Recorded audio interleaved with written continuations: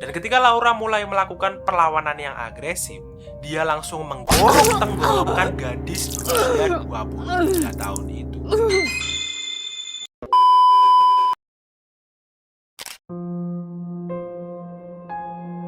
Pada tanggal 31 Mei tahun 1986, penyelidikan besar-besaran dilakukan di kota Silver Spring, Maryland.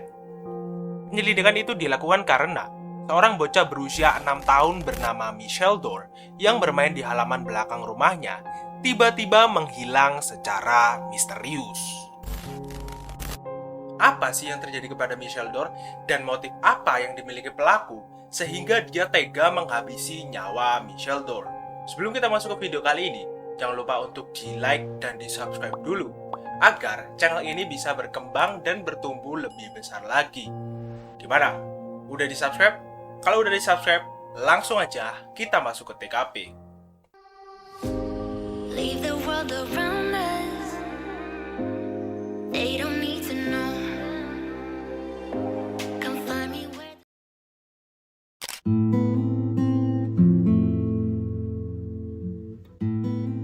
Musim semi tahun 1986 adalah hari yang tidak akan bisa dilupakan oleh Carl Dorr, di mana saat itu dia tidak menyangka kalau itu adalah hari terakhirnya bersama malaikat kecilnya, Michelle Dorr.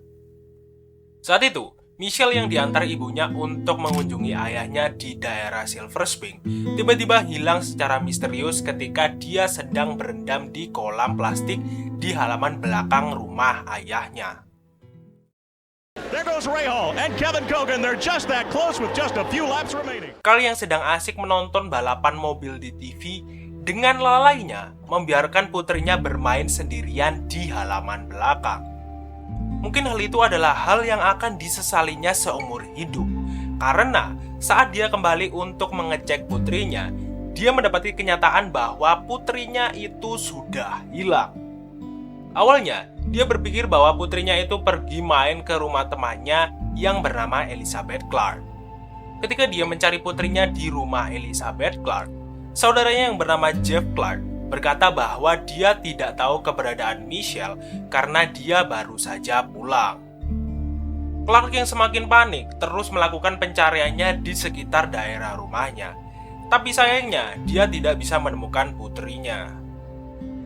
Rasa takut, panik, dan cemas yang sudah memuncak menuntunnya untuk segera melapor ke kantor polisi. Setelah menerima laporan itu, polisi kemudian melakukan penyelidikan besar-besaran dan mereka menelusuri daerah sekitar rumah Carl dan meminta keterangan dari tetangga-tetangganya. Setelah mendapatkan semua keterangan dari Carl dan juga tetangganya, penyidik kemudian menjatuhkan kecurigaan mereka terhadap Carl Dorr. Aneh kan? Mungkin hal ini terdengar aneh ya. Tapi kalau menurutku, kecurigaan mereka sedikit masuk akal. Karena di hari hilangnya Michelle, di rumah itu hanya ada Carl dan putrinya saja. Kecurigaan itu diperkuat lagi karena pada saat itu, keadaan rumah tangganya sedang diambang kehancuran.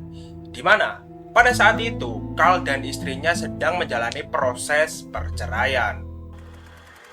Tapi, kecurigaan itu tidak terbukti. Karena mereka tidak bisa menemukan bukti apapun yang bisa memperkuat kecurigaan mereka. Setelah itu, para penyidik kemudian mengalihkan kecurigaan mereka kepada seorang pria yang bernama Hayden Clark. Clark adalah anak kedua dari 4 bersaudara yang lahir dan dibesarkan di Troy, New York. Latar belakang keluarga Clark ini bisa dibilang sangat mengerikan ya, di mana saudaranya yang bernama Bradfield Clark pernah dipenjara karena dia melakukan pembunuhan sekaligus kanibalisme terhadap seorang wanita di California. Kedua orang tua Hayden sama-sama pecandu alkohol dan sering bertengkar di depan anak-anak mereka. Sedangkan ibu Hayden suka mendandaninya dengan pakaian anak perempuan saat mabuk. Saking seringnya dia didandani seperti perempuan oleh ibunya, kebiasaan itu kemudian terbawa sampai dewasa. Ada satu waktu di mana teman-temannya memergokinya memakai wig dan gaun milik ibunya di dalam rumah. Akibat kebiasaan anehnya itu, saat remaja, Clark ini menjadi target bulian teman-temannya. Tapi, dia tidak diam saja. Sebagai balasannya, dia mencuri hewan peliharaan mereka, kemudian menyiksa dan membunuh hewan-hewan itu. Setelah lulus SMA, dia langsung bergabung di Angkatan Laut Amerika dan dia di sana bertugas sebagai koki. Ada satu waktu di mana teman-teman kerjanya memergoki Hayden sedang memakai pakaian dalam wanita. Langsung dong, setelah melihat hal itu, teman-temannya langsung memberitahu semua orang. Ya, kalian tahu sendirilah apa yang akan terjadi selanjutnya. Yap, dia habis dibully teman-temannya. Tidak hanya secara verbal, tapi juga secara fisik. Dia dikeluarkan dari Angkatan Laut karena dia didiagnosa mengidap skizofrenia paranoid. Setelah dia dikeluarkan dari Angkatan Laut, mentalnya jadi sangat down dan tidak stabil. Dia merasa menjadi orang yang paling tidak berguna di dunia ini. Kemudian, dia mencari pelampiasan, di mana dia sering sekali mencuri dan merampok rumah orang lain. Dan karena hal ini, dia beberapa kali masuk penjara. Latar belakang yang kelam itulah yang membuat polisi menaruh kecurigaan terhadap Hayden Clark. Tapi sayangnya, polisi tidak bisa menangkap Hayden karena dia mempunyai alibi yang cukup kuat. Dan akhirnya, kasus hilangnya Michelle Dorr menjadi cold case. Setelah itu, selama bertahun-tahun dia bekerja serabutan. Kadang dia jadi kurir, kadang juga dia bekerja sebagai tukang kebun di rumah tetangganya yang bernama Penny Hotling. Hayden merasa sangat senang dan nyaman selama bekerja dengan Penny, karena Penny selalu memberikannya perhatian dan memperlakukannya seperti anaknya sendiri, yang dimana Hayden hampir tidak pernah mendapatkan perhatian itu dari ibu kandungnya sendiri.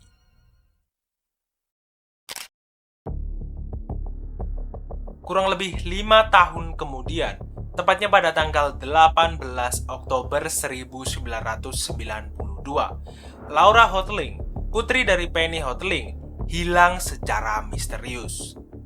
Saat itu, Ibu Laura memberitahu kepada polisi bahwa di hari hilangnya putrinya, dia sedang menghadiri sebuah acara di luar kota. Dan dia mengatakan bahwa saat itu di rumahnya hanya ada Hayden dan putrinya saja. Setelah mendapat laporan itu, polisi kemudian melakukan pencarian ke penjuru kota Silver Spring. Tapi sayangnya, mereka tidak bisa menemukan keberadaan wanita berusia 23 tahun itu. Setelah beberapa hari mencari keberadaan Laura, mereka kemudian menemukan setitik harapan dalam kasus hilangnya Laura. Di mana saat mereka melakukan investigasi di pekarangan yang jaraknya setengah mil dari rumah Penny, mereka menemukan sepatu wanita dan sarung bantal putih yang memiliki bercak darah. Para penyelidik yang memiliki firasat yang buruk langsung mendatangkan petugas forensik untuk menginvestigasi kamar Laura. Saat itu, tim forensik menyemprotkan cairan luminol ke kasur Laura. Setelah menunggu kurang lebih 12 menit, kemudian mereka mematikan lampu kamar itu untuk melihat apakah ada bercak darah di kasur Laura. Seketika, mereka semua terkejut karena mereka menemukan bercak darah yang sangat banyak di kasur Laura. Kemudian, ada salah satu penyidik yang mendapatkan keterangan dari salah satu tetangga Laura, di mana dia mengatakan bahwa pada hari hilangnya Laura, dia sempat melihat Laura pergi dari rumahnya. Setelah penemuan yang mengerikan itu, Ibu Penny mengatakan bahwa dia memiliki kecurigaan terhadap Hayden Clark. Pasalnya, putrinya itu sering sekali mengatakan bahwa dia merasa takut dan tidak nyaman ketika Hayden ada di rumah mereka. Tidak hanya itu, Penny juga beberapa kali memergoki Hayden berada di kamar putrinya dan dia terlihat seperti ingin mengambil sesuatu dari kamar itu. Setelah mendengar kesaksian itu, penyidik kemudian langsung menangkap Hayden karena mereka teringat bahwa Hayden juga pernah menjadi tersangka utama dalam kasus hilangnya Michelle Dorr. Lagi-lagi, mereka harus melepaskan Hayden karena bukti yang terkumpul masih belum kuat untuk menetapkannya sebagai tersangka. Para penyidik kemudian melakukan penyelidikan lebih lanjut terhadap Hayden karena mereka masih yakin bahwa pria parubaya itu adalah pelaku di balik hilangnya Laura. Singkat cerita, tim forensik berhasil menemukan sidik jari yang cocok dengan sidik jari milik Hayden di sarung bantal berdarah milik Laura. Setelah mengantongi bukti yang sangat kuat tersebut, polisi langsung menangkap Hayden Clark untuk yang ketiga kalinya. Dan kali ini, mereka yakin bahwa Hayden gak akan bisa lolos lagi. 1 tahun kemudian, Hayden divonis bersalah dan dia dijatuhi hukuman 30 tahun penjara atas kasus pembunuhan Laura Houghteling. Meskipun Hayden sudah mendekam di penjara, tapi tubuh Laura masih belum bisa ditemukan. Setelah mendekam di penjara selama beberapa tahun, akhirnya Hayden mengakui bahwa dia adalah orang yang bertanggung jawab atas kematian Laura. Dia mengatakan bahwa pada hari itu, dia membekap Laura yang sedang tidur dengan bantal. Kemudian, tanpa pikir panjang, dia langsung memotong daun telinga gadis itu. Dan ketika Laura mulai melakukan perlawanan yang agresif, dia langsung menggorok tenggorokan gadis berusia 23 tahun itu.